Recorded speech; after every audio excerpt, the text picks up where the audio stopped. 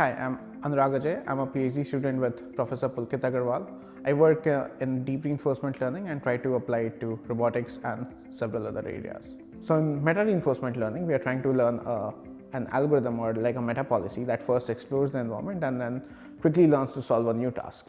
While reinforcement learning concerns itself with let's say solving one task or few tasks, meta reinforcement learning is really about solving a distribution of tasks by first exploring efficiently and then being able to solve a task.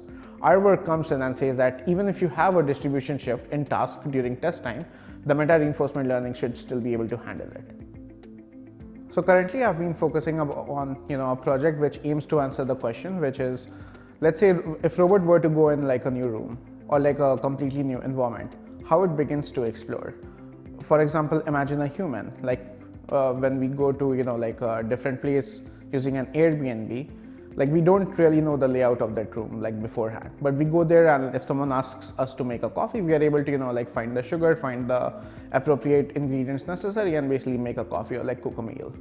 But current robots don't have that capability. They basically are overfitting, which is memorizing what they have already seen during the training time, but they often do not generalize to new conditions as well as humans. So one thing we are working on in the project is to learn multiple policies. There are some of which will ensure safety but might not be as good at task, but other policies that might be good at task but might not have much safety guarantees. So what you want to do is you want to first gather the data using the safe policy, which is a more conservative policy. And once you have gathered the data, then you can use that data to fine tune the policy which is actually used to solve the task. Simulation is not the challenging part. So the challenging part in the first project was how do we formalize the statement. What I just told you in the beginning is a very high level vague statement, but how do we mathematically and precisely formulate it? So that was the main challenge of the project.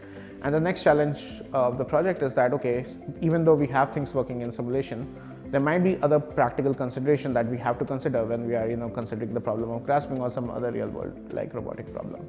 So through this project, we really want to make the process of grasping more robust and be able to grasp object that you haven't seen before.